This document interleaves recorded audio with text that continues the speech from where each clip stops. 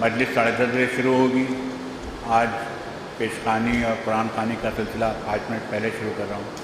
मैं गुजारिश कर रहा हूँ कारी नासिर साहब से कि वो तशरीफ़ लाएँ और तिलावत कलाम पाक से आज के प्रोग्राम का आगाज़ करें। एक नारे सलवात।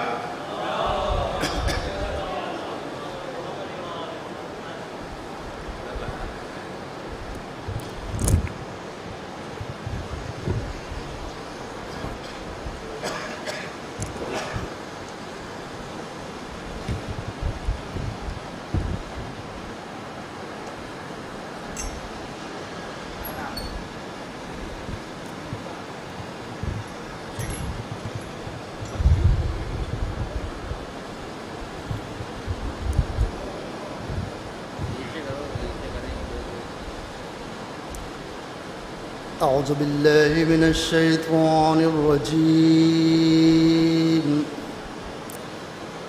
بسم الله الرحمن الرحيم. إن الله وملائكته يصلون على النبي يا أيها الذين آمنوا صلوا عليه وسلموا تسليما. صلى الله على محمد.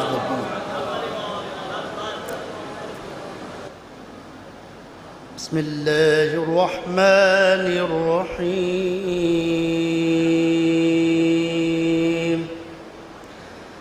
يا أيها الذين آمنوا اتقوا الله ولتنظر نفس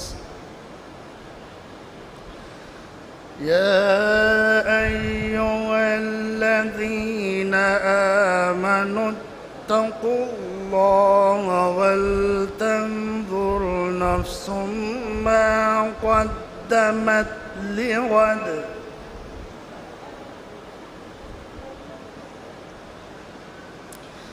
واتقوا الله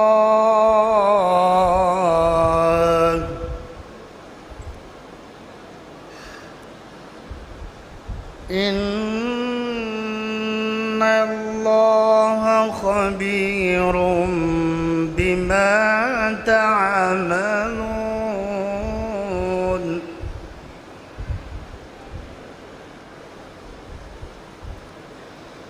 ولا تكونوا كالذين نسوا الله فأنساهم أنفسهم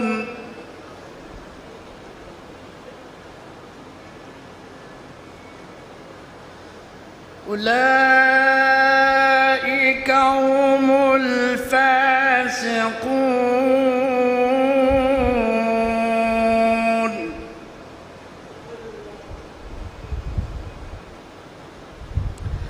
لا يستوي أصحاب النار وأصحاب الجنة.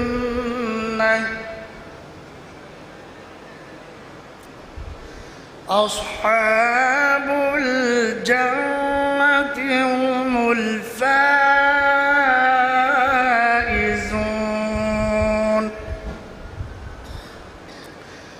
لو أنزلنا هذا القرآن على جبل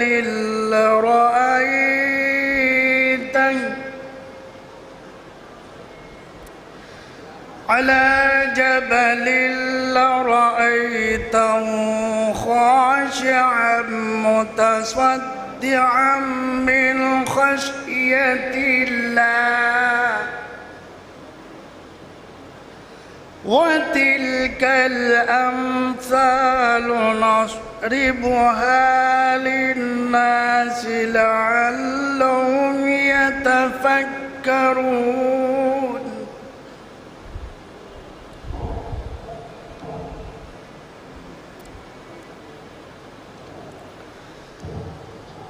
هو الله الذي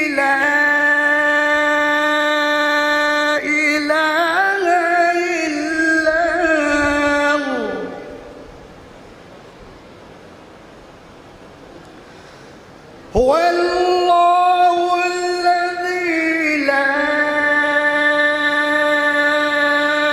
إله إلا هو عالم الغيب والشهادة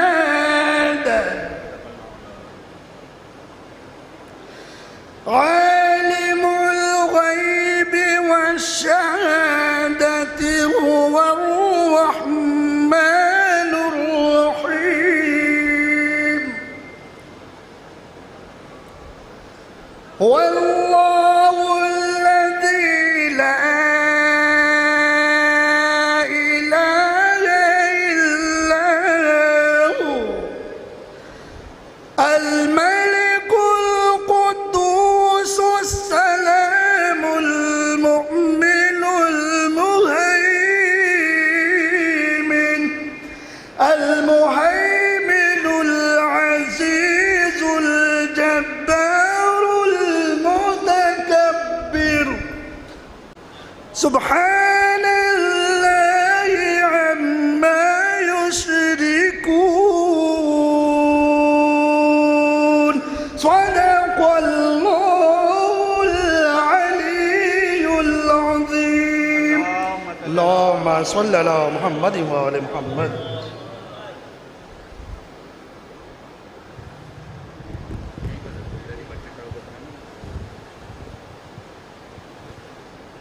ठीक है, हम आगे आ जाए. बच्चों को देखो. क्या नाम है तुम्हारा?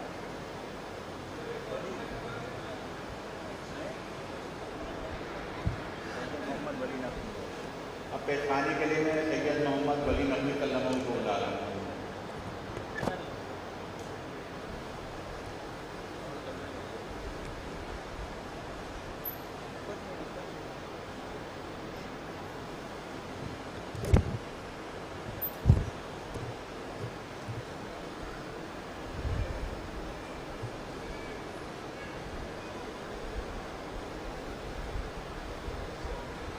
मिट्टी में मिल गए इरादे अजीज के, मिट्टी में मिल गए इरादे अजीज के, आज भी लहरा रहा है परचम हुसैन का, आज भी लहरा रहा है परचम हुसैन का. मिलेगी जन्नत पिएगा कौसर, उसी को महशर भी चैन होगा. नबी मोहब्बत करेगा जिसके दिल में हुसैन होगा. वाह वाह, सुभान अल्लाह. अब मोहम्मद मूसा सल्लम.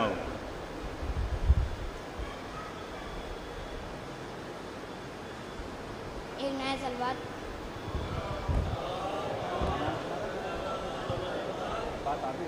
खुद को मिला है ऐसा तबर्रुक इमाम से, खुद को मिला है ऐसा तबर्रुक इमाम से, जन्नत भी देखती है बड़े एहतराम से, जन्नत भी देखती है बड़े एहतराम से. बख्शा है फातिमा की कनीज़ी ने वो शरफ, बख्शा है फातिमा की कनीज़ी ने वो शरफ. मरियम भी चौंक जाती है फिजा के नाम से, मरियम भी चौंक जाती है फिजा के नाम से. क्या जौन पर हुसैन ने पढ़ी दुआए नूर, क्या जौन पर हुसैन ने पढ़ी दुआए नूर. यूसुफ भी मिलने आए हबश के गुलाम से, यूसुफ भी मिलने आए हबश के गुलाम से. चादर करो की तान दो और घर पे जिब्राइल, चादर करो की तान दो और घर पे जिब्राइल. मक्तल को जा रहा है रसूलों के काम से, और दरबार में न छोड़ना आबिद कोई कसर, दरबार में न छोड़ना आबिद कोई कसर. बैत की लाश उठते मगर धूमधाम से, बैत की लाश उठते मगर धूमधाम से. एक नया सलवात. दोनों जहां की मांगता नेमत हुसैन से, दोनों जहां की मांगता नेमत हुसैन से. कम तक मांगता रहा बैत हुसैन से, कम तक मांगता रहा बैत हुसैन से. आया था सबसे देर में लेकिन कमाल है, आया था सबसे देर में लेकिन कमाल है. वो सबसे पहले ले गया जन्नत हुसैन से, वो सबसे पहले ले गया जन्नत हुसैन से. एक नया सलवात. अब बात आपकी सल्लम.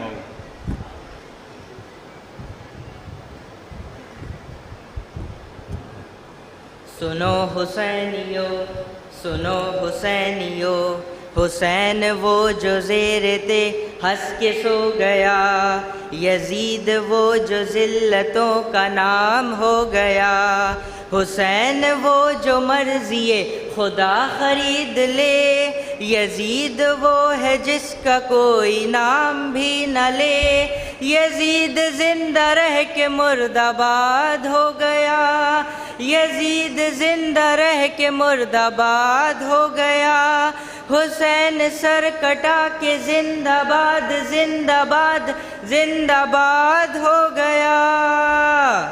قرآن میں حدیث میں یزید کا بیان نہیں، یزید کی تو قبر کا کہیں بھی کوئی نشان نہیں، یزید کی تو قبر کا کہیں بھی کوئی نشان نہیں، عجاب بجا ہے دہر میں حسین کی اولاد ہے، حسین زندہ باد۔ برائیوں کو دہر میں یزید عام کر گیا، حسین سے لڑا تو اپنی موت آپ مر گیا، حسین سے لڑا تو اپنی موت آپ مر گیا، یہ کل بھی مرد آباد تھا یہ اب بھی مرد آباد ہے، حسین زندہ باد۔ ہر ایک شریف ذہن سے یزید اتنا گر گیا، کسی نے اپنے لال کا یزید نام نہ رکھا، کسی نے اپنے لال کا یزید نام نہ رکھا، یہ کل بھی نامراد تھا یہ اب بھی نامراد ہے، حسین زندہ باد، حسین زندہ باد، یہ کل بھی زندہ باد تھا یہ اب بھی زندہ باد ہے، حسین زندہ باد۔ نعرہ حیدری۔ اب میں شمسی آزاد صاحب سے کہہ رہا ہوں کہ وہ تشریف لائیں اور نوحہ یا سلام جو بھی پیش کریں، ایک نعرہ سلوات۔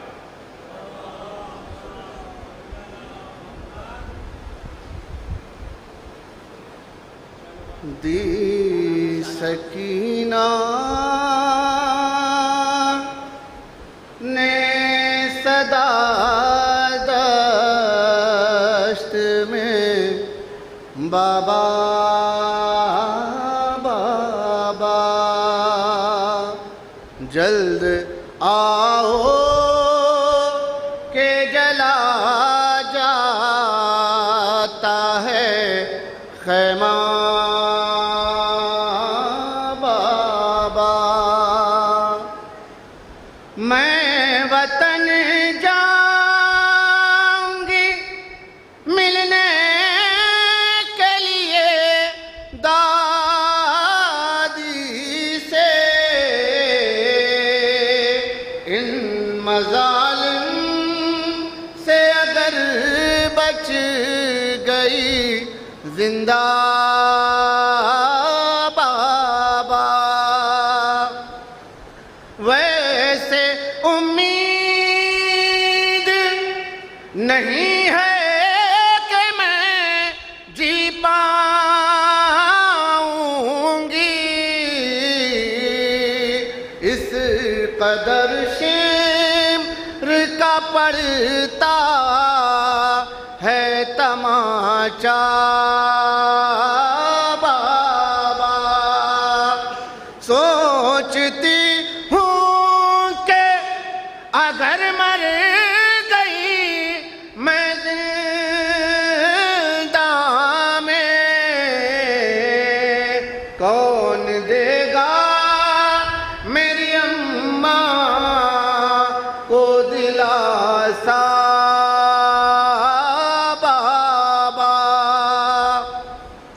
شمر اس طرح سے کرتا ہے جفائیں ہم پر، پھٹ نہ جائے کہیں پھپھیوں کا کلیجا بابا، جب بھی پڑھتے ہیں تماچے رخساروں پر، میرے اموں کا تڑپ जाता है लाशा बाबा। अब जनाब शहनवाज साहब एक नारे तलवार।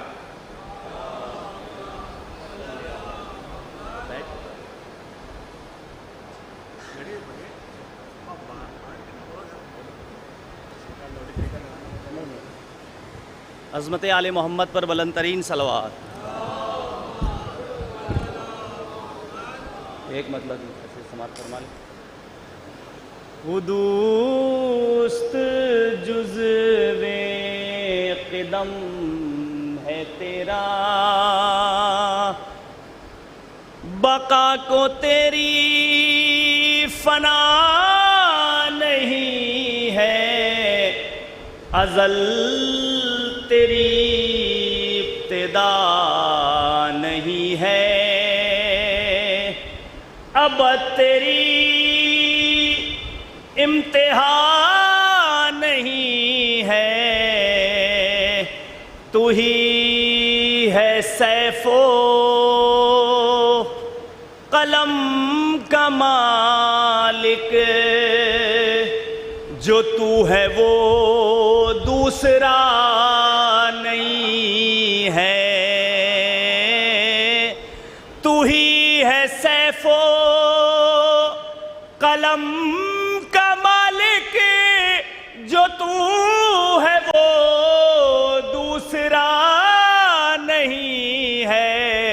अरे तेरा तकाबुल करूं मैं किससे, कोई तेरी गर्द पा नहीं है, तेरा तकाबुल करूं मैं किससे, कोई तेरी गर्द पा नहीं है। एक आने वाले को राह देकर ये कह रही है जिदार काबा, एक आने वाले को राह देकर ये कह रही है जिदार काबा, ये घर के लोगों के वास्ते है, अवाम का रास्ता नहीं है, ये घर के लोगों के वास्ते है।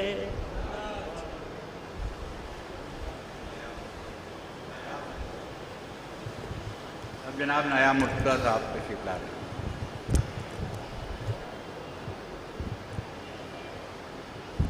एक नारे सलवार, एक खता एक सलाम। कि दुनिया मेरे आंसू से परेशान बहुत है, दुनिया मेरे आंसू से परेशान बहुत है, पानी का है कतरा मगर जान बहुत है, ऐ फर्शे अज़ा ये तेरा एहसान बहुत है, मुफलिस है मेरा घर मगर शान बहुत है, और रोना है कब हंसना है कब बेशीर से पूछो, रोना है कब हंसना है कब बेशीर से पूछो, बच्चा है मगर वक्त की पहचान बहुत है। एक नारे सलवार भी कि मांगो दुआ हुसैन से खाली न जाएगी, अब बातिन के खुद खुदा से भी टाली न जाएगी, और ज़िक्रे ग़मे हुसैन में आंसू बहा के दे, ज़िक्रे ग़मे हुसैन में आंसू बहा के दे, इतनी खुशी मिलेगी संभाली न जाएगी।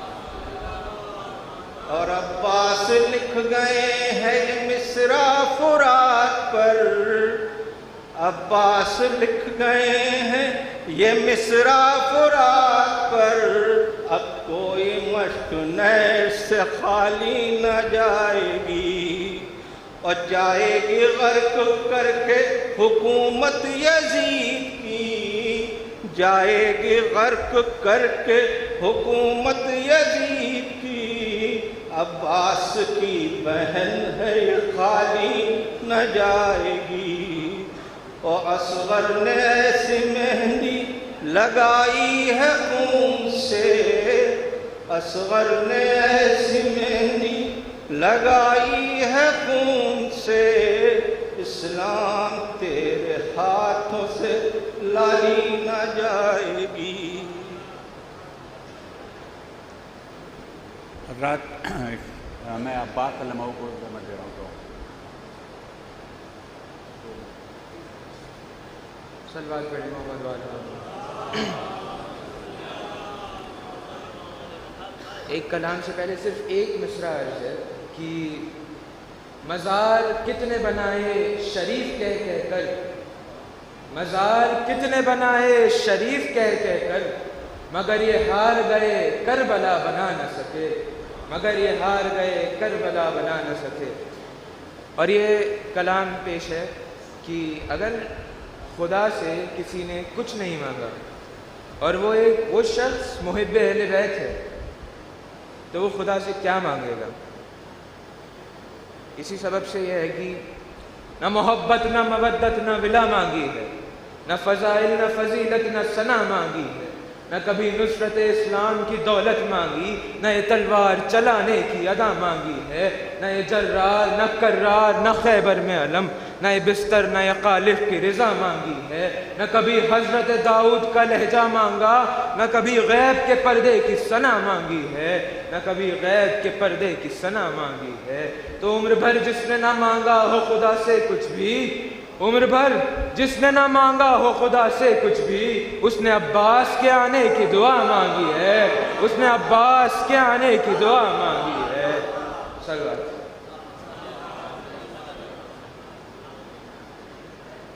مجلس شروع ہونے میں 2 منٹ کا وقفہ باقی ہے۔ اب کچھ اعلانات ہیں، سماعت فرما لیں۔ 8 محرم کو شاہی خیرات خانہ وکٹوریہ گنج میں سالانہ مجلس ہوگی 8 بجے صبح، جس میں مولانا قلب جواز صاحب کا بیان ہوگا۔ مولانا قلب جواز صاحب کے صاحبزادے مولانا قلب احمد صاحب روزانہ زین العابدین خان کا امامباڑہ جو کالی چرن اسکول کے پاس ہے، وہاں صبح 9:30 بجے رونق افروز ممبر ہوتے ہیں، اور جان الدولہ کی کربلا میں روزانہ 8:30 بجے ان کا بیان ہوتا ہے۔ حضرات سے شرکت کی التماس ہے۔ یہاں کی مجلس کے بعد حسینیہ جنت کی کھڑکی، حسینیہ آغا باقر، حسینیہ سید علی نقی اور شیعہ کالج اولڈ بوائز میں بھی مجالس کا سلسلہ جاری ہے۔ آپ حضرات سے ان مجالس میں شرکت کی گزارش ہے۔ شیعہ کالج کی مجلس میں مولانا ارشد جعفری رونق افروز ممبر ہوتے ہیں۔ اس کے علاوہ سعادت علی خان کے مقبرے میں روزانہ مجالس ہو رہی ہیں۔ سبطین آباد کے امام باڑے میں بھی حضرت گنج میں مجالس ہو رہی ہیں شام کو 8:30 بجے۔ سبطین آباد میں 14 محرم کو امام کے پنجم کی مجلس ہوگی رات میں 9 بجے، جس کو مولانا قلب جواز صاحب خطاب کریں گے۔ اس امام باڑے میں 11 محرم کو یوم زینب ہوگا، 12 محرم کو یوم عباس، 13 محرم کو یوم خواتین کربلا۔ آپ حضرات سے ان پروگراموں میں شرکت کی گزارش ہے۔ یہاں بہت کم لوگوں کو معلوم ہے کہ یہاں 11 اور 12 محرم کو بھی مجلس ہوتی ہے صبح 10:30 بجے عشرہ ختم ہونے کے بعد۔ آپ حضرات سے گزارش ہے کہ اس میں بھی وقت نکال کر شرکت فرمائیں۔ 10:30 بجے 11 اور 12 محرم کو یہ مجالس ہوں گی، آپ حضرات اس میں تشریف لائیں۔ اس کے علاوہ 8 محرم کو جب علم فاتح فرات یہاں آتا ہے تو ایک مجلس منعقد ہوتی ہے، بہت چھوٹی سی مجلس ہوتی ہے مصائب کی۔ آپ حضرات سے گزارش ہے کہ اس مجلس میں بھی تشریف لائیں، علم کے ساتھ ساتھ جب آپ یہاں تک آتے ہیں تو یہاں بھی تشریف لائیں۔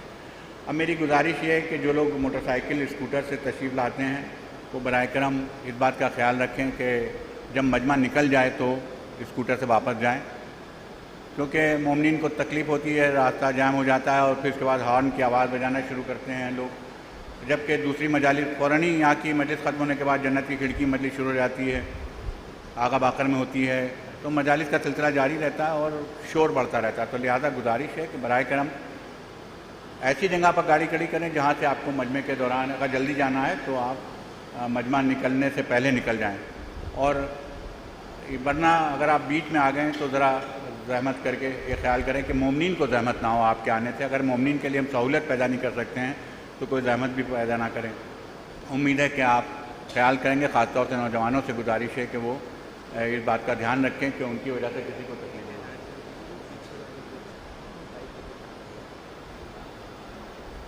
اور بائک گیٹ کے سامنے امام باڑے کے نہ لگائیں, چاہے وہ اگلا گیٹ ہو یا پچھلا گیٹ ہو. اس پر گزارش ہے کہ برائے کرم ایک نعرہ سلوات.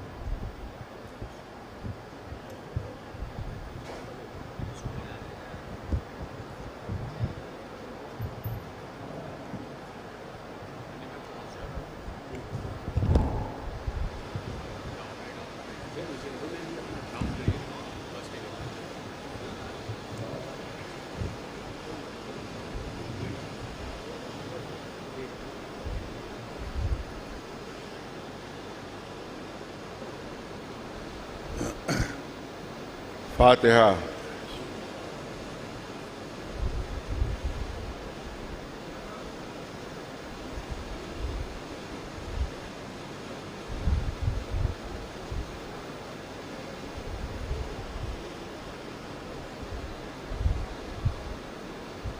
اعوذ باللہ السمیع العلیم من الشیطان اللعین الرجیم. بسم اللہ الرحمن الرحیم. الحمد للہ رب العالمین والصلاة والسلام علی سید الانبیاء والمرسلین سیدنا و نبینا و شفیع المذنبین ابی القاسم محمد وأهل بيته الطيبين الطاهرين المعصومين.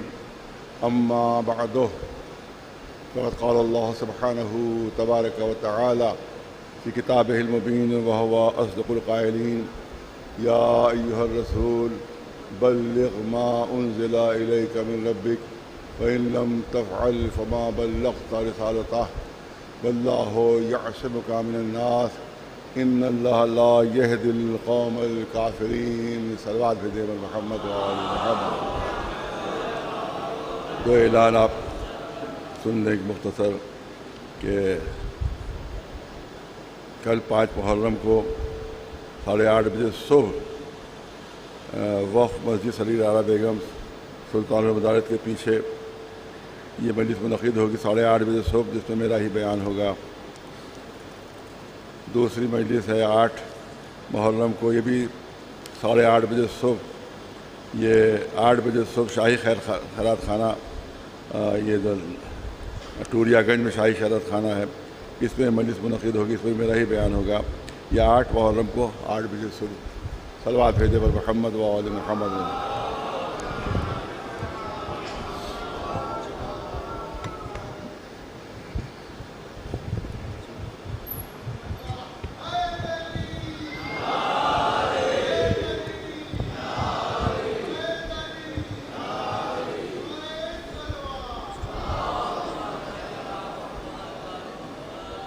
پچھلی مجلسوں میں نے چند منٹ ابتدا میں جو خانواد اتحاد کے جو علماء کرام ان کی جو خدمتیں ہیں اہل بیت علیہ السلام کے لیے اور جو ان کی خدمتیں ہیں اعضائے اہل بیت کے لیے تو میں نے تھوڑا تھوڑا کر کے آپ کے سامنے بیان کیا. دیکھیے ایک عالم کو مجاہد ہونا ضروری ہے, ایک عالم کو نڈر ہونا ضروری ہے, کیونکہ قرآن میں اعلان ہوا ہے انما یخشی اللہ من عبادہ العلماء. یہ قرآن کا اعلان ہے کہ جو عالم ہوتا ہے وہ صرف اللہ سے ڈرتا ہے. عالم صرف اللہ سے ڈرتا ہے, اللہ کے علاوہ پھر دنیا میں کسی سے نہیں ڈرتا ہے. انما یخشی اللہ من عبادہ العلماء. عالم صرف اور صرف اللہ سے ڈرتا ہے. جو دنیا والوں سے ڈر جائے وہ عالم نہیں ہوگا. جو دنیا والوں سے خوف زدہ ہو جائے اس کو قرآن عالم نہیں سمجھتا ہے. تو عالم وہی ہے کہ جو اللہ سے ڈرتا ہو, اور عالم ہی اللہ سے ڈرتے ہیں. یہ قرآن کی خصوصیت کہ عالم ہی اللہ سے ڈرتے ہیں. ایک تو معنی یہ ہوئے کہ عالم ہی اللہ سے ڈرتے ہیں, اور دوسرے معنی یہ ہوئے کہ اگر اللہ سے نہیں ڈرتا تو دنیا کی نگاہوں میں وہ لاکھ عالم ہو, قرآن کی نگاہوں میں وہ عالم نہیں ہوگا. ایک سلوات کرے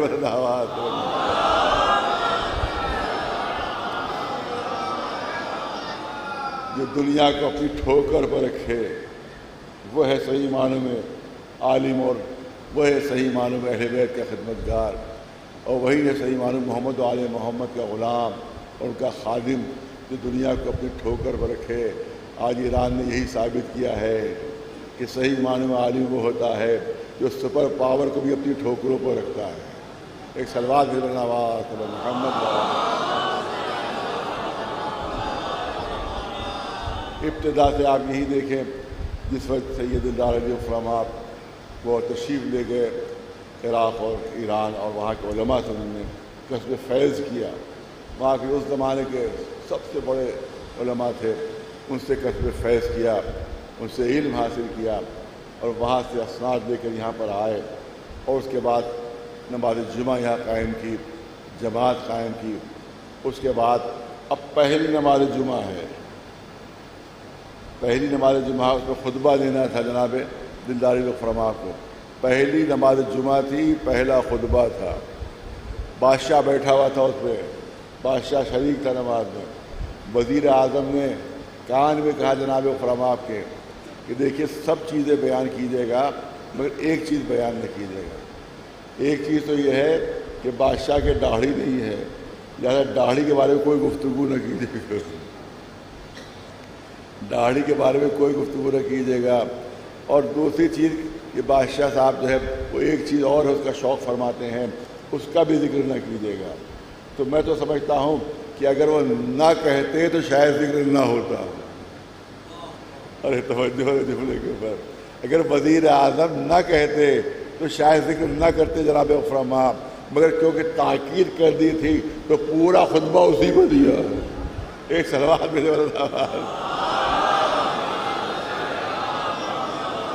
پورا خطبہ داڑھی کے سلسلے میں, اور پورا خطبہ وہ جو ان کی ایک عادت تھی اس کے سلسلے میں. اس کے بعد اس خطبے کا اتنا اثر ہوا, اس تقریر کا اتنا اثر ہوا کہ پھر بادشاہ نے ان چیزوں سے ترک اختیار کر لیا, اس سے جدائی اختیار کر لی. یہ ہوتا ہے صحیح عالم, یہ ہوتا ہے واقعی خادم اہل بیت. ایک سلوات بھی محمد. تو یہ میں جستہ جستہ اس لیے بیان کرتا رہتا ہوں کہ ہمارے بچے اور جوان سمجھیں کہ ہمارے علماء نے کیسی کیسی خدمتیں کی ہیں اور کیسی کیسی سختیاں برداشت کی ہیں, تب کہیں جا کر علوم اہل بیت دنیا تک پھیلے ہیں, تب کہیں جا کر یہ عزاداری جو ہے یہ قائم ہوئی ہے. اس میں ہمارے علماء کا ہاتھ ہے, اس میں تمام بڑے بڑے علماء ہمیشہ شامل رہے کہ جنہوں نے علوم اہل بیت کو پھیلایا بھی اور عزاداری کی حفاظت بھی کی ہے. صلوات بجبر محمد و آل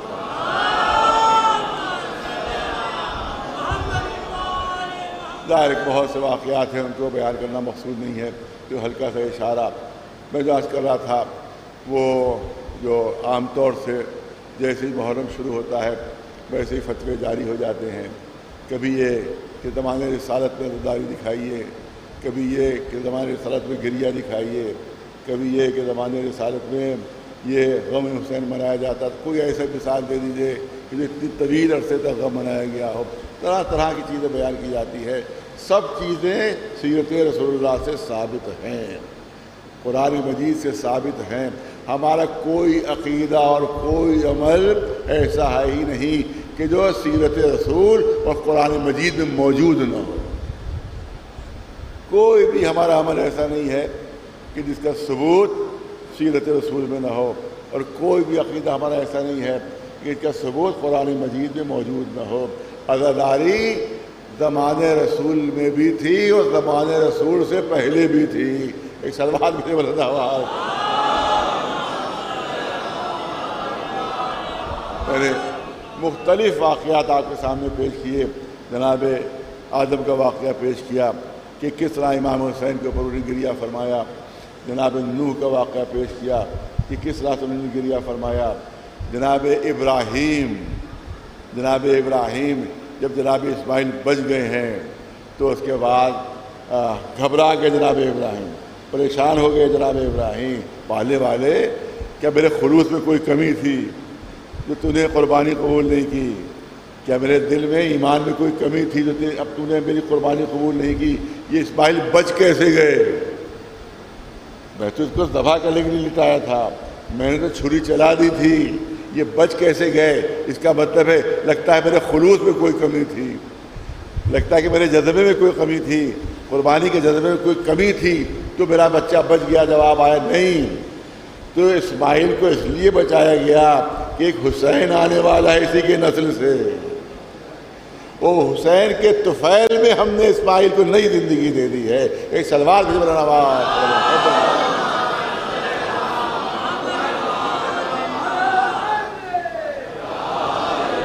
اب ابراہیم پوچھتے ہیں کون حسین؟ کیا اس کے صفات ہیں؟ کیا اس کے کمالات ہیں جو نگاہ قدرت پہ اتنا اہم ہے، اس کا مرتبہ اتنا زیادہ ہے؟ تو مصائب حسین اللہ نے بیان کرنا شروع کیے، ابراہیم نے گریہ کرنا شروع کیا. ایسا لگتا ہے کہ اللہ بہانے بہانے ذکر حسین کر رہا ہے. کوئی موقع مل جائے ذکر حسین شروع ہو جائے، کوئی موقع مل جائے مصائب حسین شروع ہو جائے. جناب موسیٰ جس وقت کربلا کی زمین سے گزر رہے تھے، ٹھوکر لگی، پیر زخمی ہو گیا، پیر سے خون جاری ہو گیا. کیا پالنے والے یہ کون سی زمین ہے جس میں مجھے اس طرح سے ٹھوکر لگ گئی کہ میرا پیر زخمی ہو گیا، خون جاری ہو گیا؟ کہ یہی وہ زمین ہے کہ جہاں رسول کا نواسہ شہید کیا جائے گا. مصائب کربلا بیان ہو رہے ہیں، موسیٰ رو رہے ہیں. اسی طرح جناب عیسیٰ کے لیے بھی یہی ایسا روایت ملتی ہے، جب گزر رہے تھے ٹھوکر لگی، زمین پر گرے، ایک پتھر سے سر ٹکرا گیا اور پتھر سے سر ٹکرانے سے خون جاری ہو گیا. یہ پالنے والی کون سی زمین ہے؟ یہ کیسی زمین ہے کہ میرا سر زخمی ہو گیا؟ کہ یہی حسین شہید ہوگا، یہی رسول کے نواسہ شہید ہوگا. اس کا مطلب یہ ہے کہ جناب آدم سے لے کر خاتم النبیین تک حسین پر ماتم بھی ہے، حسین پر گریہ بھی ہے، غم امام حسین بھی ہے. سلوات بھی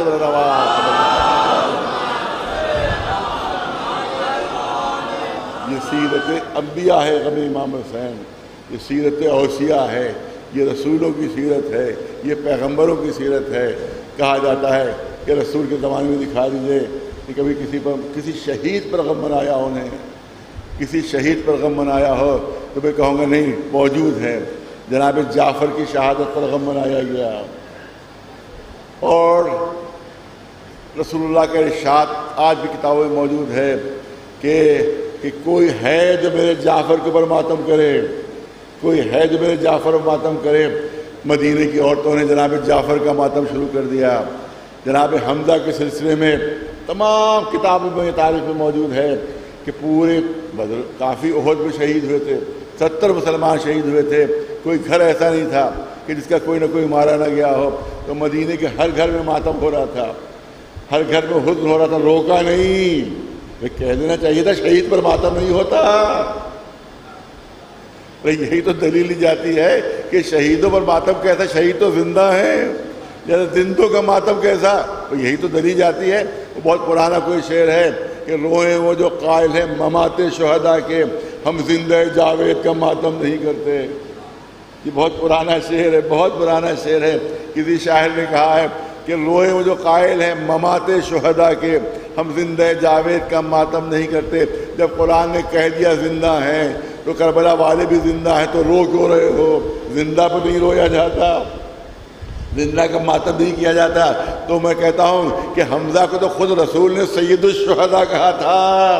رسول بھی رو رہے ہیں اور رسول حکم دے رہے ہیں کہ مدینے والے میرے چچا کا ماتم کریں. صلوات بھیج رواز محبت والے.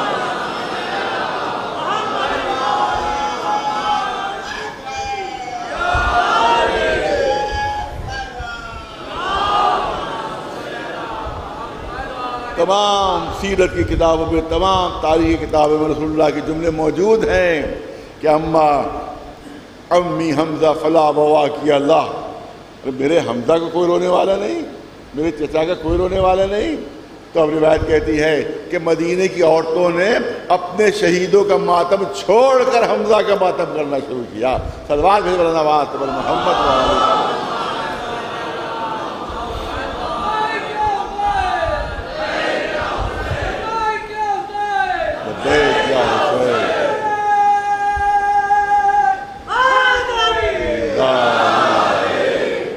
تو اس کا مطلب یہ ہے کہ سیرت رسول اللہ خالی مرنے والے پر ماتم نہیں، شہیدوں کا ماتم سیرت رسول اللہ ہے. شہداء پر ماتم کرنا یہ سیرت رسول اللہ ہے. لہٰذا بعد میں کہی جاتی ہے کہ ہم شہید کا ماتم نہیں کرتے کہ وہ زندہ ہے. یہیں پر کسی آج سے 10-12 سال پہلے پہ جملے کہے تھے، اب ذہن میں آ گئے. ہو سکتا ہے اس وقت کوئی جو بچہ ہو اس کو یاد رہا ہو. تو کہا جاتا ہے صاحب کہ اگر ماتم کرو گے مرنے والے پر تو میت پر عذاب ہوگا، مرنے والے پر عذاب ہوگا. میں نے واقعہ بیان کیا تھا آج سے 12-14 سال پہلے کا واقعہ کہ میرے ہی ہم بہلے میں ایک ہمارے دوسرے مسلک کے شخصیت تھے، ان کے اکلوتے بیٹے کا انتقال ہو گیا. تو انسانیت تقاضے سب گئے تھے وہاں تعزیت ادا کرنے.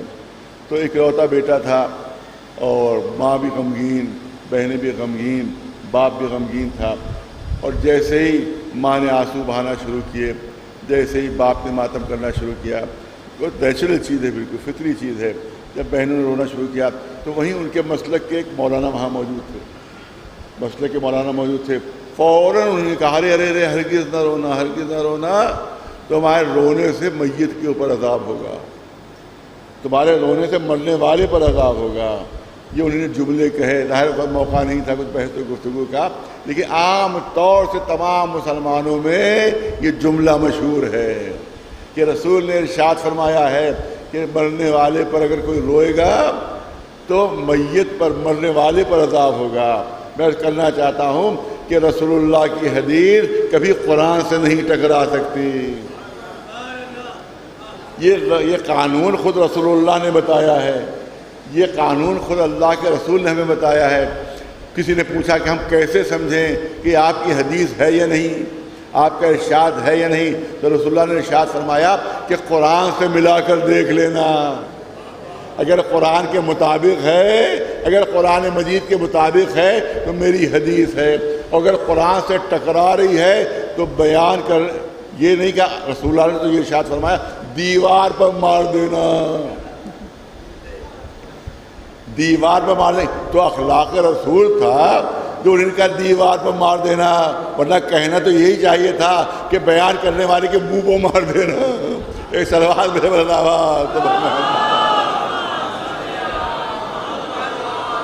ایک سلوات بلند آواز پر محمد وال.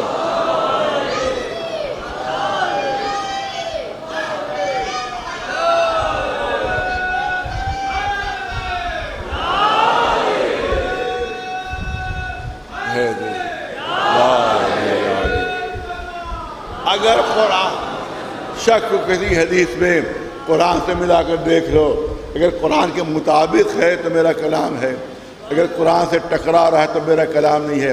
کہا گیا کہ اگر کوئی بھی شخص، کوئی بھی رشتہ دار، زندہ شخص کسی مردے پر روئے گا تو یہ زندہ شخص جب روئے گا مردے پر تو عذاب مردے پر ہوگا، عذاب مردے کو ہوگا۔ یہ قرآن کے خلاف ہے، یہ قانون قدرت کے خلاف ہے، یہ قانون جو قرآن نے بتایا اس کے خلاف ہے۔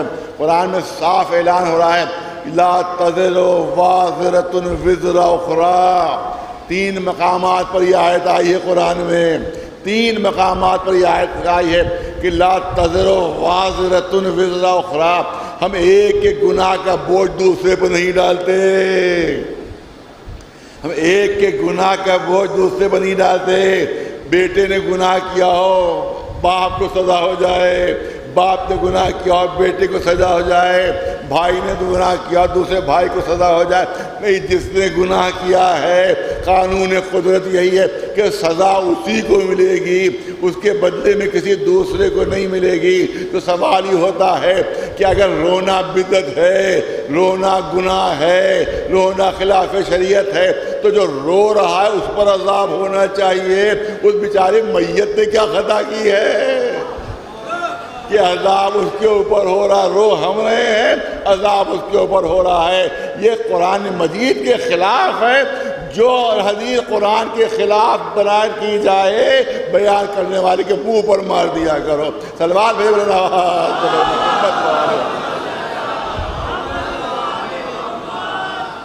اور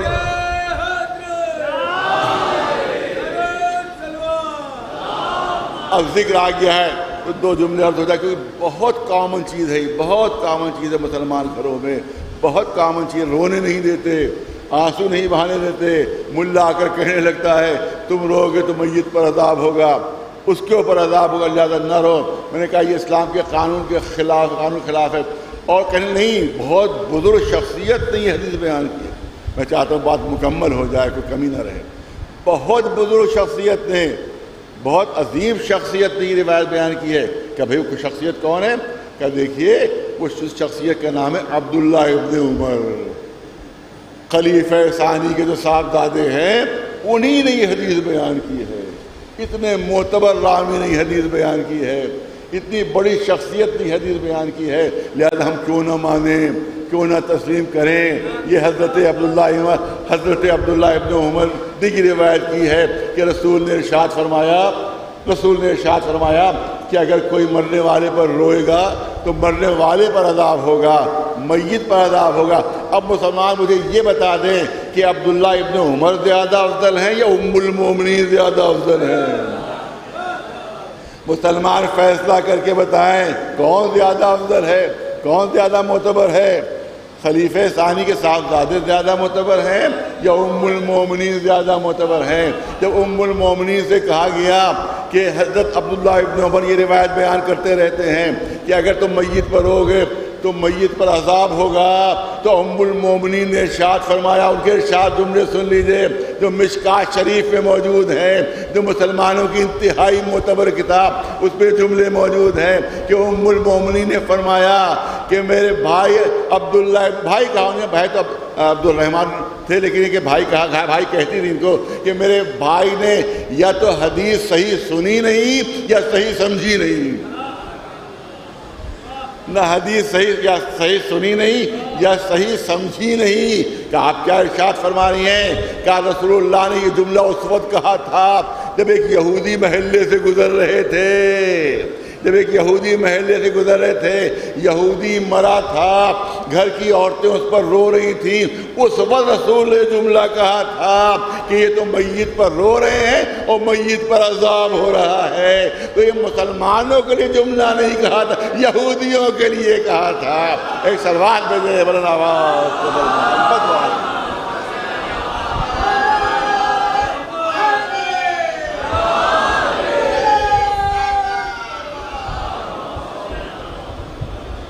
یہودیوں کے لیے جملہ کہا تھا۔ اور پھر میں نے اسی وقت اسی ہمارے ساتھ تبصرہ بھی کیا تھا کہ اگر اس حدیث کو مان بھی لیا جائے، تسلیم بھی کر لیا جائے کہ اگر میت پر کوئی روئے گا تو مرنے والے پر عذاب ہوگا،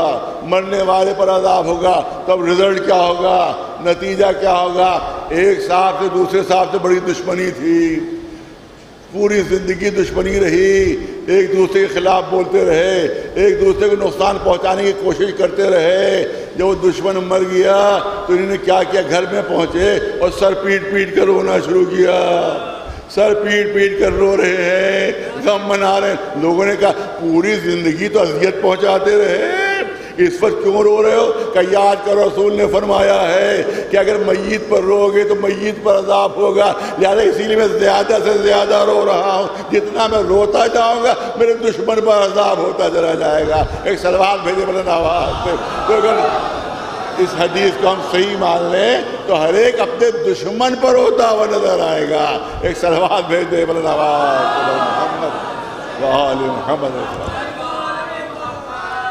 ایک صلوات بلند آواز سے بر محمد وآل محمد. اس طرح سے یہ حدیثیں گڑھ گڑھ کر پیش کی جاتی ہیں کہ کسی طرح سے عزاداری کو روک دیا جائے, کسی طرح سے عزاداری کو کم کر دیا جائے. لیکن اللہ کا شکر ہے کہ مزاج عزاداری نہیں سمجھتے. عزاداری کو روکنے کی کوشش کرنے والے مزاج عزاداری نہیں سمجھتے. پہلی بات تو یہ ہے کہ جو عزاداری کو روکنے کی کوشش کرتا ہے, روک نہیں سکتا, کوشش کرتا ہے, تو وہ ہمارا مقابلہ نہیں کر رہا ہے. ارے توجہ رہے, وہ ہمارا مقابلہ نہیں کر رہا ہے کیونکہ عزاداری ہم نے قائم نہیں کی ہے. وہ ہمارا مقابلہ نہیں کر رہا ہے. عزاداری ہے وعدہ الہی, یہ ہے اللہ کا وعدہ, یہ ہے اللہ کا وعدہ. تجھے جو عزاداری سے مقابلہ کرنا چاہتا ہے وہ ہمارا مخالف نہیں ہے, وہ اللہ سے مقابلہ کرنا چاہ رہا ہے, کیونکہ وعدہ الہی ہے جو قیامت تک پورا ہوتا رہے گا. ایک صلوات بھیجے بلند آواز بر محمد وآل محمد. یہ وعدہ الہی ہے جو قیامت تک جو ہے جاری و ساری رہے گا, بلکہ قیامت میں بھی عزاداری ہوگی, بلکہ جنت میں بھی عزاداری ہوگی. صلوات بھیجے بلند آواز. صرف ایک دشمنان آزاد سن لیں, میرے جملے سن لیں کہ صرف ایک مقام ایسا ہے جہاں عزاداری نہیں ہے.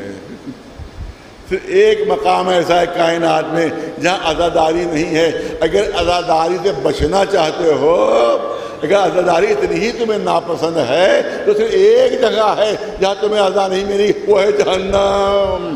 جہنم تشریف لے جائیے, عزا سے بچ جائیں گے آپ. صلوات پہ بلند آواز. ایک صلوات بلند آواز پر محمد وآل محمد.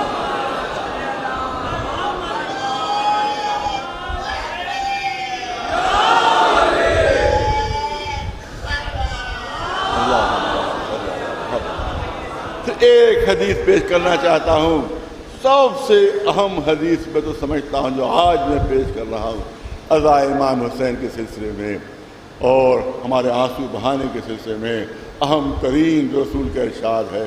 اب تک اتنے ارشادات آپ کے سامنے پیش کیے, مگر اب جو میں حدیث آپ کے سامنے پیش کر رہا ہوں وہ بے مثل ہے اور بے نظیر ہے. جو رسول اللہ نے ارشاد فرمائی ہے کہ جس وقت امام حسین کے اوپر گریہ کرنے والے آنسو بہاتے ہیں, جس وقت ہمارے آنسو بہتے ہیں تو جو ملائکہ مقربین ہیں, جو جبریل ہیں, جو میکائیل ہیں, جو اسرافیل ہیں, ان کو حکم دیا جاتا ہے ان آنسوؤں کو جمع کر لو. ارے توجہ چاہو گا, ان آنسوؤں کو جمع کر لو, ان آنسوؤں کو جمع کر لو. پھر کیا کرو؟ آنسو جمع ہو گئے تو اب کیا کرو؟ جا کر کوثر میں شامل کر دو. ان آنسوؤں کو جا کر کوثر میں شامل کر دو. جب یہ کوثر میں آنسو شامل ہو جائیں گے تو کوثر کے پانی کی خوشبو بھی بڑھ جائے گی, اس کی لطافت بھی بڑھ جائے گی, اس کی شیرینی بھی بڑھ جائے گی. ایک صلوات بھیجے بلند آواز محمد. یہ ہے گریہ امام حسین, یہ وہ آنسو جو ہم بہاتے ہیں. صلوات بلند آواز پر محمد آل محمد. اب چند جملے جو کل گفتگو ہوئی تھی میں چاہتا ہوں اس کو عرض کر دیا جائے, اور میں چاہتا ہوں یہ بات زیادہ سے زیادہ پھیلے کہ آج جب ایران کو ماشاءاللہ فتح حاصل ہو گئی ہے تو دو لوگ ہیں جن کو برداشت نہیں ہو رہا. ایک وہ جو اسرائیل کے حامی ہیں ان کو برداشت نہیں ہو رہا ہے, اور دوسرے وہ جو سعودی عرب کے نامرد حکمرانوں کے حامی ہیں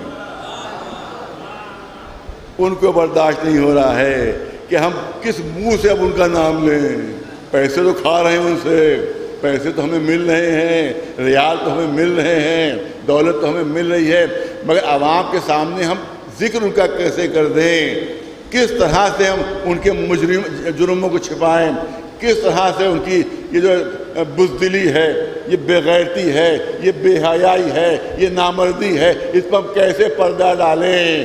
تو جو بنی امیہ نے کیا تھا وہی آج بھی کیا جا رہا ہے کہ فضائل تو نہیں چھپا سکتے تھے، لہذا کچھ غلط باتیں جوڑنا شروع کر دیں کہ مولا علی کے لیے کہ نماز نہیں پڑھتے تھے، مولا علی کے لیے معذلہ اور پتہ نہیں کیا کیا باتیں مشہور کی، تاکہ بچوں کے ذہن سے علی کی قربانیوں کا تصور نکل جائے، ان کی قربانیوں کا ذکر ان کے سامنے نہ ہونے پائے.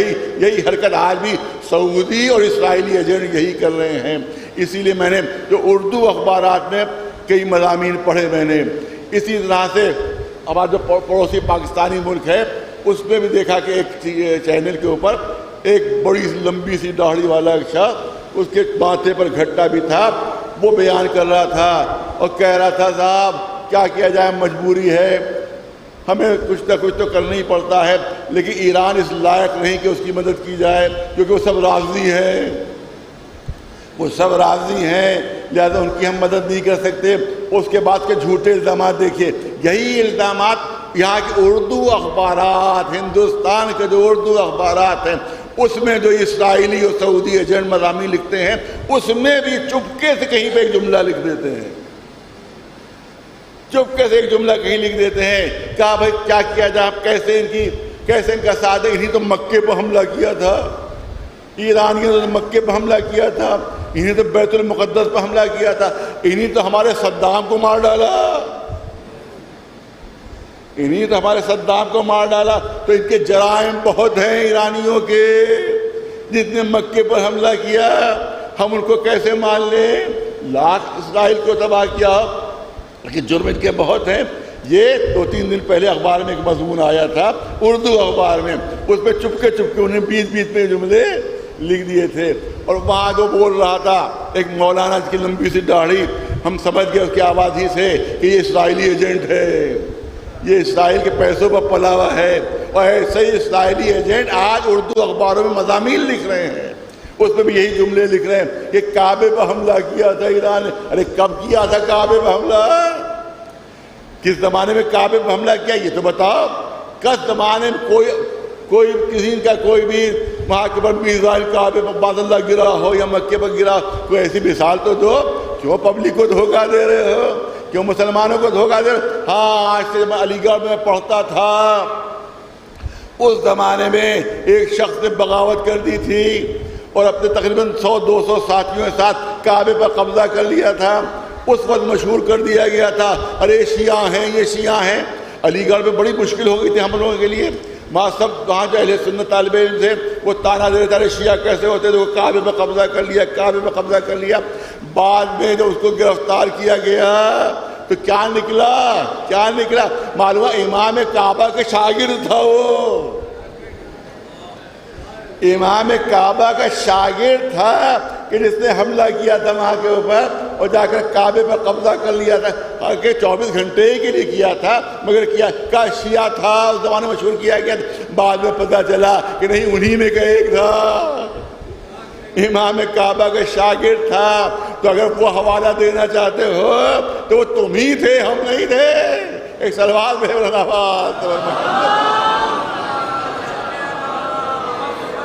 اس کے بعد حوثیوں پر الزام لگایا تھا انہی نے.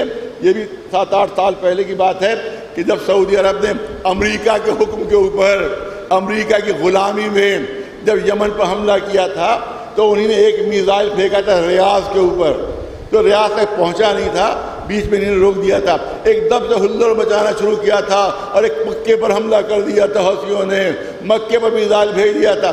وہاں سے جواب آیا تھا کہ نہیں ہم مسلمان ہیں، ہم مسلمان ہیں، جو آپ کی نگاہوں میں عظمت ہے وہی ہماری نگاہوں میں بھی عظمت ہے، بلکہ ہماری نگاہوں میں عظمت زیادہ ہے کعبے کی آپ کی نسبت. آپ صرف کعبہ مانتے ہیں، ہم علی کا رچا خانہ بھی مانتے ہیں. ایک سلوات بھیجے محمد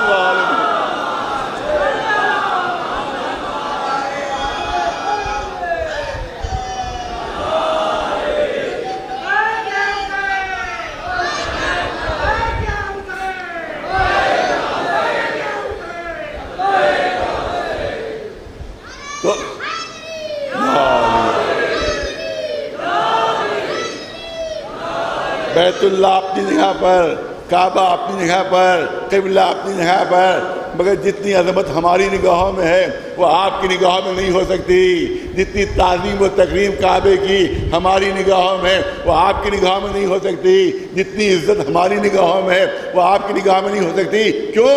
کیونکہ پہلا امام بھی یہیں سے ملا ہے اور آخری امام بھی یہیں سے ملے. ایک صلوات بھیجے برناواز محمد والے. شیعوں کو اپنا پہلا امام بھی کعبے سے ملا ہے اور آخری امام بھی کعبے ہی سے ظہور کرے گا. جب پہلا اور آخری کعبے سے تعلق رکھتا ہے تو ہم سے زیادہ عزت کعبے کی کون کر سکتا ہے؟ صلوات بھیجے برناواز محمد والے. دھوکہ سنی عوام کو دھوکہ دینے کے لیے، جوانوں کو دھوکہ دینے کے لیے یہ اسرائیلی ایجنٹ ہیں کہ جو اس طرح کی جو داڑھی بھی ان کی ہوگی، ان کے گھٹا بھی ہوگا، مگر یہ سب اسرائیلی ایجنٹ ہیں. انہوں نے اللہ کو سجدہ کرنے میں گھٹا نہیں، یہ انہوں نے امریکہ کو سجدہ کرنے میں، اسرائیل کو سجدہ کرنے میں گھٹا ماتھے میں پڑا ہے ان کے. ایک صلوات بھیجے لہٰذا یہ حرکتیں ہو رہی ہیں اور اردو اخبارات اس چیزوں کو آگے بڑھا رہے ہیں کیونکہ پیسہ وہیں سے ملتا ہے، غلام وہیں کے ہیں. اسی لیے ہم نے کہا تھا کہ سعودی عرب اور یہ عرب کے حکمراں جو ہیں یہ امریکہ اور اسرائیل کے غلام ہیں، اور یہاں کے جو لوگ ملا مولوی ہیں وہ ان غلاموں کے غلام ہیں. یہ زیادہ بدتر ہیں، یہ زیادہ بے حیا ہیں. ایک صلوات میں جب محمد والے صلوات بلند آواز تبر محمد وآل محمد. اب وہ جملے عرض کر دو جو کل عرض کیے تھے، جو تصویر کے سلسلے میں کہ آیت اللہ عظمہ خامنہی ان کی تصویر پہ ہٹا دی گئی، آیت اللہ مسیح ثانی ان کی تصویر ہٹا دی گئی اور کہا گیا صاحب ان کی باہر کے لوگوں کی تصویر یہاں نہیں لگائی جائے. تو میں نے عرض کیا تھا اس کے اوپر کہ یہ ہمارے مذہبی رہبر ہیں، یہ ہمارے مذہبی رہنما ہیں. لاکھوں لوگ، کروڑوں لوگ ان کے ماننے والے ایران اور عراق سے باہر موجود ہیں. آیت اللہ خامنہی کے شہدائی پوری دنیا میں موجود ہیں، آیت اللہ سیستانی کی شہدائی پوری دنیا میں موجود ہے. تو لہذا ان کا اثر جو ہے وہ صرف ایران اور عراق تک محدود نہیں ہے، یہاں بھی ان کے مقلدین موجود ہیں کیونکہ ہمارے تقلید کا نظام ہے. مقلدین موجود ہیں یہاں پر، جناب سیستانی صاحب کے بھی اور جناب خامنہی صاحب کے مقلدین موجود ہیں، اور لہذا ان کو حق حاصل ہے کہ جو ان کا مذہبی رہنما ہے اس کی وہ تصویر لگائیں. میں نے مثال دی تھی کہ جیسے پوپ جو ہیں عیسائیوں کے رہنما ہیں، رہنے والے اٹلی کے ہیں، رہنے والے روم کے ہیں، مگر یہاں عیسائی ان کی تصویر اپنے یہاں لگاتے ہیں. کیوں لگاتے ہیں؟ وہ تو اٹلی کے ہیں، وہ تو روم کے ہیں. کوئی اعتراض نہیں کر سکتا. ہر عیسائی کہے گا کہ سیاسی رہنما نہیں ہے، مذہبی رہنما ہے. اسی طرح سے یہ تمام علماء جو ہیں وہ ہمارے مذہبی رہنما ہیں، لہٰذا ان کی تصویر لگانا. پھر دوسری چیز یہ ہے کہ جب میں ملا تھا آج سے 3 سال پہلے، جب یہ کہا گیا تھا، حکومت کی طرف سے اعلان ہو گیا تھا کہ زنجیری ماتم نہیں ہوگا، ہما کا ماتم نہیں ہوگا، تو کوئی مولوی نہیں گیا تھا. میں اکیلا گیا تھا ملنے ان سے، یوگی جی سے، اور ان سے کہا تھا. انہوں نے کہا جو پرمپرا ہے وہ ہوگی، جو پرمپرا ہے وہ ہوگی. اب مجھے موقع مل گیا. جب انہوں نے کہا پرمپرا ہوگی تو میں نے کہا یہ 200 سال پرانی پرمپرا ہے. یہ جو زنجیری ماتم کیا جاتا ہے، یہ جو کما کماتا 200 سال پرانی پرمپرا ہے. تب انہی نے کہا کہ اچھا اس کی بھی ہم اجازت دیتے ہیں. اس کے بعد وہ اجازت کوئی مولوی نہیں گیا تھا، میں اکیلا وہاں کے اوپر گیا تھا. اس کے بعد ورنہ پوری ہندوستان، پورے یو پی میں کھلبلی مچ جاتی. اس کا مطلب ہے کہ یوگی جی کا حکم یہ ہے کہ جو پرمپرا ہے اسے روکا نہ جائے، جو پرمپرا ہے اسے روکا نہ جائے، جو پرمپرا اسے روکا نہ جائے. یہ تصویریں ہم 40 سال سے لگا رہے ہیں، ہر مجلس میں لگتی ہیں، ہر سبیل پہ لگتی ہیں. جا کے 20 سال پرانی تصویریں دیکھ لو، 30 سال پرانی تصویریں دیکھ لو، 40 سال پرانی تصویریں دیکھ لو. یہ تصویریں ہم 40 سال سے لگاتے آ رہے ہیں. اس کا مطلب ہے یہ تصویریں لگانا ہماری پرمپرا ہے. یہ کہا گیا ارے صاحب وہ ہندو مہاسبھا اس نے کہا کہ ہم نتنیاہو کی تصویر لگائیں گے. جواب میں ہم نتنیاہو کی تصویر لگائیں گے تو میں نے اس پر یہی کہا کہ اگر پہلے کبھی لگائی ہو تو لگانے دیجیے گا. ایک صلوات میں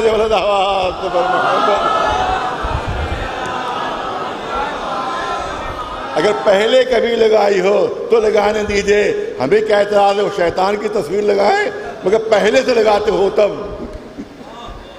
پہلے سے لگاتے ہو تب لگائیں۔ لہذا جو پرمپرا ہے وہ باقی رہنا چاہیے، ورنہ اگر خرفشار مچا تو اس کی ذمہ داری پوری، یوگی صاحب سے یہی بات کہی جائے گی کہ اس کی پوری ذمہ داری پولیس و پرشاسن کی ہوگی اگر کہیں پر ماحول خراب اگر ہوتا ہے اس سلسلے میں۔ ایک صلوات بھیج بلنوات محمد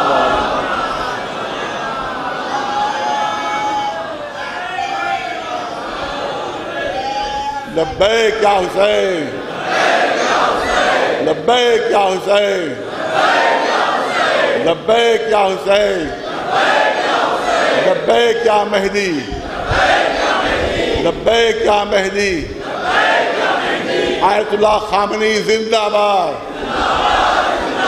آیت اللہ خامنئی زندہ باد، آیت اللہ سیستانی زندہ باد، آیت اللہ سیستانی زندہ باد، شہید نصر اللہ زندہ باد، شہید نصر اللہ زندہ باد،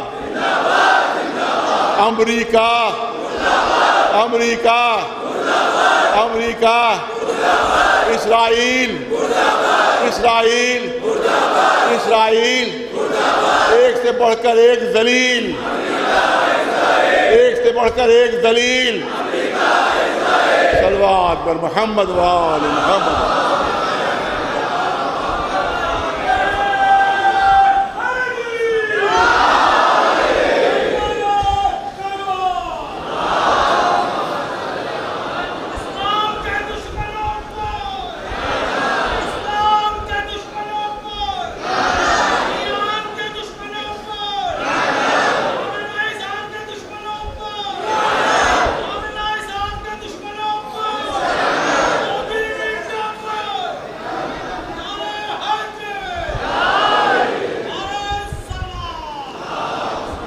اسرائیل سے اتنی محبت کیوں تمہاری؟ یہ اسرائیل کے تمہارا دل کیوں پھٹا جا رہا ہے؟ یہ اسرائیل کی اتنی محبت کیوں تمہارے دل میں پھٹی پڑ رہی ہے؟ کیا بات ہے اس میں؟ کیا خصوصیت ہے اس میں جو اس طرح سے تم اسرائیل کے اوپر پھٹے پڑ رہے ہو؟ اسرائیل کو برا نہ کہو، صرف ایک بات اس کی تمہیں پسند آئی ہے کہ وہ مسلمانوں کو مار رہا ہے، وہ مسلمانوں کو مار رہا ہے۔ اور کن مسلمانوں کو مار رہا ہے؟ وہ نہیں جن کے پاس اسلحہ ہے، وہ نہیں جن کے پاس توپیں ہیں، وہ نہیں جن کے پاس ٹینک ہیں، نہتوں کو مار رہا ہے، عورتوں کو مار رہا ہے، دودھ پیتے بچوں کو مار رہا ہے، جو بھوکے عورتوں اور بچے روٹی کے لائن میں کھڑے ہوتے ہیں ان پر گولیاں برسا رہا ہے۔ اس لیے تمہیں پسند ہے اسرائیل، اس لیے تمہیں اسرائیل پسند ہے کہ وہ بھوکے بچوں کو مار رہا ہے، وہ بھوکی عورتوں کو مار رہا ہے، اس لیے تمہیں پسند ہے تمہیں۔ اس لیے جس سے 70,000 بے گناہوں کو مار دیا ہو، اس سے بڑا آتنکوادی کون ہو سکتا ہے؟ اس سے بڑا ٹیررسٹ کون ہو سکتا ہے؟ اس سے بڑا دہشت گرد کون ہو سکتا ہے؟ ہمارے 26 بھائی مارے گئے تھے پہلگام میں، ہمارے بھائی مارے گئے تھے، ہندو تھے مگر ہمارے بھائی تھے، ہم نے بھی ان کا غم منایا، ہم نے بھی ان کے لیے پروٹیسٹ کیا، ہم نے بھی ان کے لیے احتجاج کیا، تمام ہندوستان نے اس کے لیے احتجاج کیا۔ کیوں احتجاج کیا؟ بے گناہ مارے گئے تھے اس لیے احتجاج کیا۔ تو اگر 26 بے گناہ مار دیے جائیں تو پورا ہندوستان احتجاج کرنے لگتا ہے۔ جہاں 70,000 بے گناہ مارے گئے ہو وہاں پر تم خوش ہو رہے ہو، وہاں پر تم خوشی منا رہے ہو۔ تم سے کوئی چیز اسرائیل سے ملتی ہی نہیں ہے سوائے ایک کام کے کہ وہ مسلمانوں کا دشمن ہے، اس کے علاوہ کوئی چیز نہیں ملتی ہے۔ میں 12-13 سال ایران میں رہا ہوں، 12-13 سال ایران میں رہا ہوں، وہاں کوئی بھی دکان گائے کی گوشت کی نہیں ہے، پورے ایران میں گائے کے گوشت کی کوئی دکان نہیں ہے۔ آج بمبئی میں آپ کو سینکڑوں ایرانی مل جائیں گے، ایران سے جو ایرانی آ رہا ہو اس سے پوچھئے کہ کبھی تم نے گائے کا گوشت کھایا؟ وہ کہے گا نہ اس وقت نہ خوردہ ہوں۔ کیوں نہیں کھایا؟ کہ پورے ایران میں کوئی گائے کے گوشت کی دکان ہے ہی نہیں۔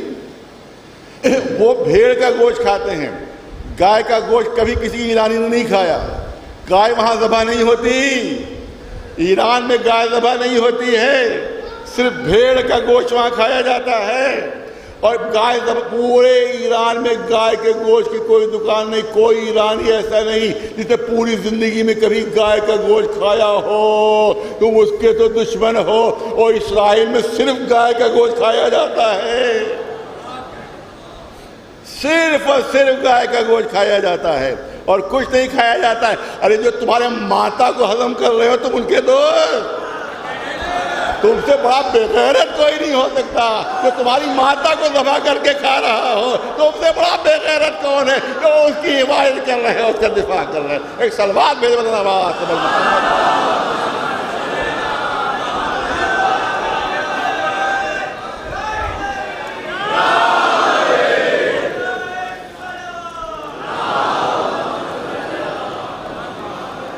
ایک صلوات بلند آواز سے محمد وعلی۔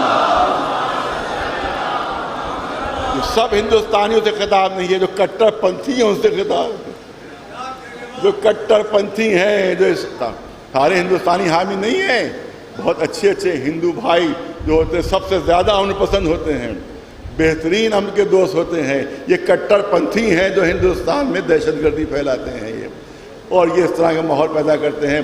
ورنہ ہندو بھائیوں کیا تو ایک مچھر مارنا بھی منع ہے، ایک مکھی مارنا بھی منع ہے، کوئی جیو ہتیا وہاں پر نہیں ہو سکتی ہے، لیکن یہ 70,000 جو مارے گئے یہ جیو ہتیا ہے یا نہیں ہے؟ تو یہ عام ہندو اس کو پسند نہیں کرتے، جو اسرائیلی ایجنٹ ہیں، جن کے کاروبار میں اسرائیل میں ہیں، وہی اسرائیل سے محبت کر رہے ہیں اور صرف مسلمانوں کی دشمنی میں کٹر پنتھی اسرائیل کی حمایت کیا کرتے ہیں۔ ایک صلوات بھیجو بلند آواز سے محمد۔ بس اس سے زیادہ عرض نہیں کرنا ہے، کیونکہ ہم مظلوموں کے حامی رہے ہیں ہمیشہ۔ اسلام، کل بھی میں نے عرض کیا تھا آپ کے سامنے، اسلام غریبوں کا مذہب ہے، اسلام مظلوموں کا مذہب ہے، اسلام دبے کچے لوگوں کا مذہب ہے۔ واقعہ سن لیجئے، مولا کائنات علی بن ابی طالب علیہ السلام کا واقعہ۔ ایک جب ظاہری خلافت بھی مل گئی تھی مولا کو، ظاہری خلافت بھی تھی، ایک قافلے کا قبیلے کا سردار بہت دولت مند وہ مولا کی خدمت میں آیا اور کہا کہ یا علی، میں آپ کا کھانا کرنا چاہتا ہوں، میں آپ کی دعوت کرنا چاہتا ہوں، فلاں دن جو ہے وہ آپ میرے گھر کھانے کو تشریف لے آئے، فلاں دن۔ مولا نے فرمایا، پوچھا کہ کس کو بلایا ہے، کس کو دعوت دی؟ اب ظاہر ہے کہ مولا اس وقت ظاہری حکومت بھی ہے، تو اب اس نے کہنا شروع کیا، یا علی، آپ کے اسٹیٹس کے مطابق لوگوں کو بلایا۔ سنیے ایک لفظ سنیے گا، ایک لفظ سنیے گا۔ اس قبیلے کے سردار نے کہا کہ آپ کے مرتبے کے مطابق میں نے لوگوں کو بلایا ہے، فلاں قبیلے کا سردار بلایا ہے، فلاں امیر بلایا ہے، فلاں زبردست تاجر اسے بلایا ہے، فلاں جو قبیلے کا جو محتمم ہے اسے بلایا ہے، ان سب کو بلایا ہے، لہٰذا کیونکہ آپ تشریف لا رہے ہیں لہٰذا میں نے بڑے بڑے لوگوں کو دعوت دی ہے تاکہ آپ کے اسٹیٹس کے مطابق لوگ آئیں۔ مولانا نے پوچھا، ان سب کو تو بلا لیا، کیا کسی غریب کو بھی بلایا ہے؟ کیا کسی غریب کو بھی بلایا ہے؟ اب وہ آمادہ نہیں تھا، تیار نہیں تھا کہ مولا یہ جملہ کہہ دیں گے۔ اس نے سوچا تھا مولا خوش ہوں گے کہ ہاں بھائی اتنے بڑے بڑے قبیلوں کے سردار کو تم نے بلایا ہے، اتنے بڑے بڑے قبیلوں کے سردار کو بلایا ہے، لہذا مولا خوش ہو جائیں گے۔ اس کے تصور میں بھی نہیں تھا، اس کے ذہن میں بھی نہیں تھا کہ مولا یہ کہہ دیں گے۔ ارے کسی غریب کو بھی بلایا، اب وہ گھبرا گیا، کچھ جواب تو اس کی سمجھ میں نہیں آیا، کہا دوسرے دن بلایا۔ اب جواب تو اس کے پاس تھا نہیں کچھ، لہذا اس نے گھبرا کر کہہ دیا کہ دوسرے دن بلایا ہے، جو غریب غربا ہیں کو دوسرے دن بلایا ہے۔ مولا نے فرمایا میں دوسرے ہی دن آؤں گا۔ ایک صلوات میں سنا آپ نے مولا نے کیا جواب دیا؟ میں دوسرے ہی دن آؤں گا، جس دن تم نے غریبوں کو بلایا ہے، فقراء کو بلایا ہے، غلاموں کو بلایا ہے، میں دوسرے ہی دن آؤں گا۔ اس نے بلایا ہونا تو کچھ تھا ہی نہیں، بہانہ کر دیا تھا کہ آقا آپ نے ایک دم سے پوچھ لیا تو مجھے کہنا پڑ گیا کہ دوسرے دن بلایا. میں نے تو کسی کو بلایا نہیں ہے, کسی غریب کو نہیں بلایا ہے, کسی نادار کو نہیں بلایا ہے. میں نے تو بھائی یوں ہی کہہ دیا تھا, آپ نے ایک دم سے پوچھ لیا, مجھے یہی جواب سمجھ میں آیا, کہہ دیا. تو کہا دیکھو اس وقت تک تمہارے دسترخوان پر نہیں بیٹھوں گا جب تک تمہارے دسترخوان پر بہلے کے غریب اور فقراء نہیں بیٹھیں گے. یہ ہے اسلام, یہ ہے علی کی تعلیم. صلوات بھیج محمد والے.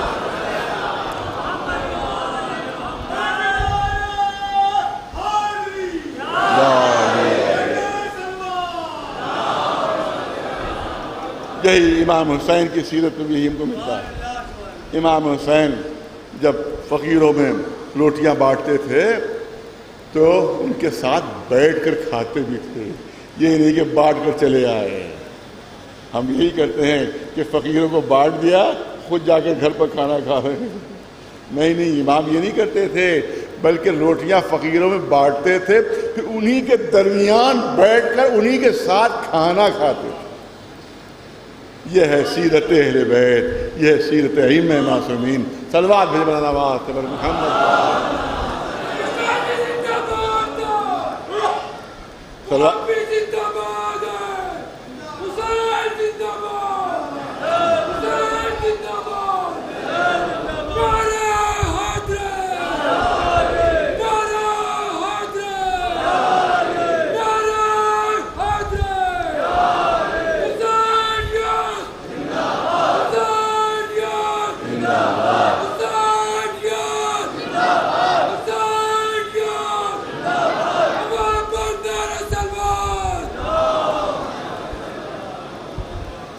ظاہر ہے کہ مجلس کا وقت تمام ہو رہا ہے. عام طور سے آج 4 محرم کو ایک مخصوص مصائب پڑھے جاتے ہیں, مگر میرے لیے بڑی مشکل ہوتی ہے کیونکہ میری ہمت نہیں ہوتی ہے کہ ان مصائب کو آپ کو سامنے پیش کر سکوں. کہ ان کے مصائب تو چھوٹے چھوٹے بچے ہیں, 2 معصوم بچے ہیں جن کے 4 محرم کو مصائب پڑھے جاتے ہیں. میرے دل میں اتنی طاقت نہیں ہے کہ ان کی مصائب کو تفصیلی پر آپ کے سامنے پیش کر سکوں. میں جب بھی پڑھتا ہوں تاکہ چھوٹ نہ جائیں مصائب, کوئی یہ نہ کہے کہ تذکرہ نہیں کیا, کوئی یہ نہیں کہے کہ ان کے مصائب نہیں پڑھے. لہٰذا کبھی کبھی اشارتاً میں یہ مصائب پڑھ دیا کرتا ہوں, مگر اشارتاً پڑھتا ہوں, تفصیل نہیں پڑھ پاتا. تو چھوٹے معصوم بچے ہیں تو جناب مسلم کے ساتھ آئے ہیں, آقا کو مہمان بلایا گیا, مگر سلوک یہ کیا گیا کہ ان کے سر کو کاٹ لیا گیا اور لاش کے پیروں میں رسی باندھ کر کوفہ کی گلیوں میں پھرایا گیا. ان دونوں بچوں کو آپ دیکھیں گرفتار کر لیا گیا. دونوں بچے گرفتار ہوئے, ایک قید خانے میں رکھ دیے گئے. حکم تھا ابن زیاد کا کہ دیکھو ان کے ساتھ کوئی روح رعایت نہیں کی جائے. تاریخ کہتی ہے کہ 24 گھنٹے میں 2 سوکھی روٹیاں آتی تھی اور 2 آپ پورے پانی کے آتے تھے. یہ پورے 24 گھنٹے میں ان کا کھانا تھا. کئی مہینے گزر گئے, آخر میں آپس میں گفتگو ہوئی. یہ بہت دن گزر گئے ہماری سختیاں برداشت کرتے کرتے کہ جو زندان بان آتا ہے, جو کھانا لے کر آتا ہے, اس سے ہم کچھ تذکرہ کریں, شاید اس کے دل میں کچھ رحم آ جائے ہمارے پاس, شاید یہ کچھ طرز کھائے. اس کے بعد کہا دیکھو انداز سے گفتگو شروع کرتے ہیں کہ ایک دم سے وہ بھڑک نہ جائے. وہ جو کھانا لے کر آتا تھا, جس کے پاس زندان کی کنجی تھی, جب وہ آیا, جب کھانا اس نے رکھا, ذرا سا رک جائیے, کچھ ہم بات کرنا چاہتے ہیں آپ سے. کہا بتا اگر جب بات کرنا مجھے منع ہے, سختی سے منع کیا گیا ہے کہ تم سے بات نہ کی جائے, لیکن تم اتنے مہینوں سے ہو, بتاؤ کیا کہنا چاہتے ہو. کہ یہ بتائیے کیا آپ رسول اللہ کو جانتے ہیں؟ رسول اللہ کے واقعے میں ارے کون نہیں جانتا, میں ان کا کلمہ پڑھنے والا ہوں, میں ان کا شہدائی ہوں. کیا ان کی بیٹی فاطمہ زہرا سے واقف ہے؟ ارے بھلا اس سے واقف نہ ہوں گے؟ رسول کی جان, رسول کی روح, اس سے کون واقف نہ ہوگا؟ ارے کیا واقف ہے حضرت مولا علی سے؟ کہ مولا علی پر میری جان نثار ہو جائے, مگر تم یہ سب کیوں نام لے رہے ہو؟ تمہارا اس سے کیا تعلق ہے؟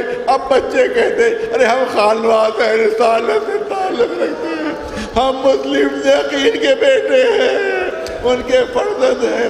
یہ سننا تھا۔ وہ مرد مومن تڑپ گیا، چاہنے والا تھا اہل بیت کا۔ اس نے کہا ارے غضب کر دیا آپ نے، ابھی تک مجھے آپ نے نہیں بتایا، ارے غضب، اتنا ظلم آپ کے ساتھ ہو رہا ہے، مجھے معلوم ہے کہ میں مار دیا جاؤں گا، مجھے معلوم ہے کہ اس جرم کی سزا صرف قتل ہے، مگر میں یہ گوارا نہیں کر سکتا کہ آپ زندان میں رہے اور میں باہر رہوں، لہذا مجھے قتل ہونا گوارا ہے، مگر آپ کا قید خانے میں رہنا گوارا نہیں ہے۔ اس نے دروازہ کھولا اور کہا بچوں سے تشریف لے جائیے، دیکھیے یہ راستہ مدینے کا ہے، اس سے آپ چلے جائیے گا تو آہستہ آہستہ مدینے پہنچ جائیے گا۔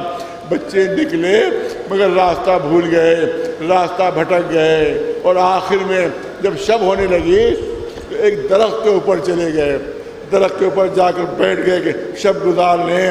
قریب ہی میں ایک چشمہ بہہ رہا تھا، ایک مہین چھوٹی سی ندی بہہ رہی تھی۔ ایک خاتون جب وہاں پر آئی اور اس نے پانی لینا چاہا صبح کے وقت، تو دیکھا دو چاند ہیں جو پانی میں نظر آ رہے ہیں، دو چاند ہیں جو پانی میں نظر آ رہے ہیں، ان کا پانی میں نظر آ رہا ہے۔ اب جو نظر اٹھا کر دیکھا دو حسین بچے، دو خوبصورت بچے درخت کے اوپر ہیں۔ کہا آپ اتر آئیے شہزادوں، آپ کون ہیں؟ کہا دیکھیے بتائیے گا نہیں کسی سے، پورا کوفہ ہمارا دشمن ہے، آپ سے بتائے دیتے ہیں، آپ کسی سے بتائیے گا نہیں، ہم مسلم کے بیٹے ہیں، ہم مسلم کے فرزند ہیں۔ اس نے آغوش میں لے لیا بچوں کو، جلدی سے میرے گھر چلیے، میرے گھر میں آپ محفوظ رہیں گے۔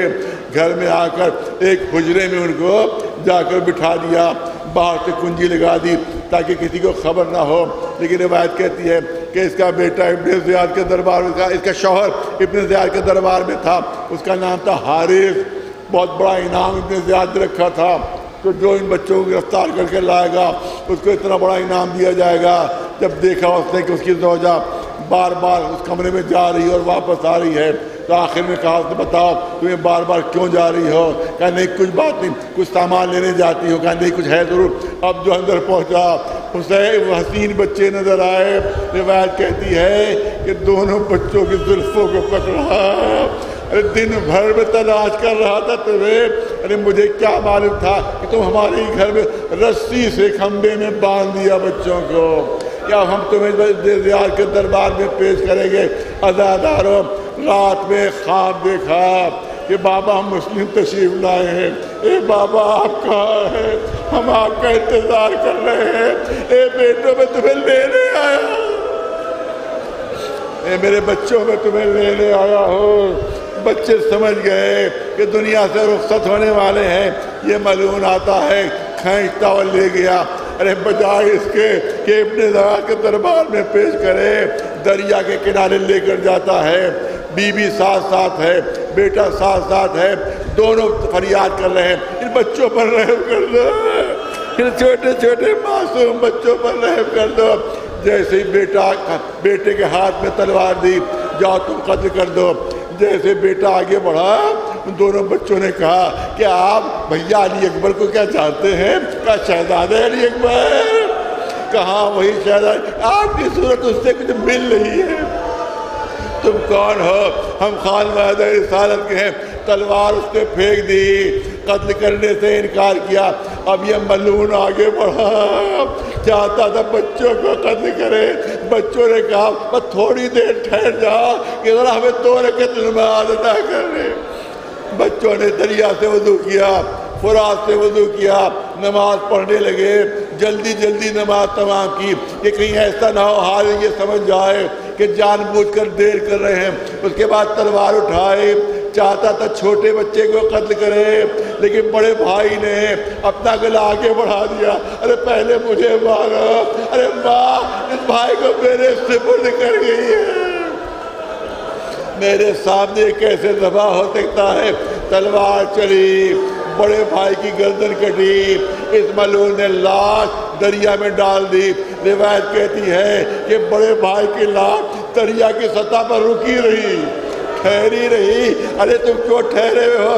کیا بھائی کا ساتھ ہے؟ ماں نے کہا تھا ساتھ چھوڑنا نہیں، بھائی آ جائے تو میں ساتھ جاؤں، بھائی کی لاش آئی، دونوں غرق دریائے رحمت ہوئے۔ آخری جملے سن لیجیے، یہ پہنچا انعام لینے کے لیے، کٹے ہوئے سر لے کر بچوں کے کٹے ہوئے سر لے کر پہنچا ابن زیاد کے دربار میں۔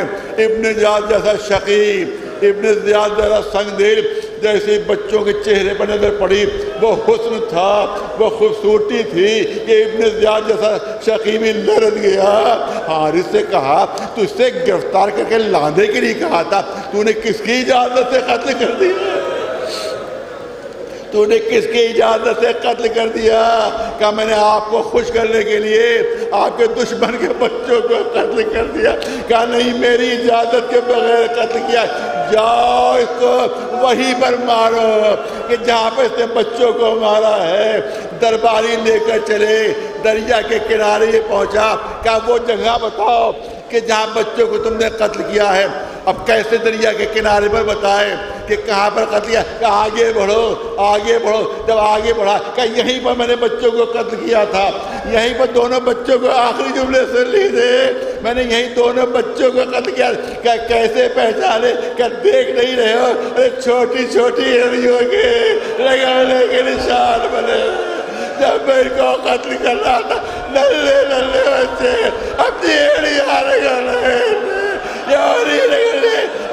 رگڑنے کے نشان ہے، جس سے میں پہچان گیا کہ میں نے یہیں پر قتل کیا تھا، یہیں پر ان بچوں کو مارا تھا۔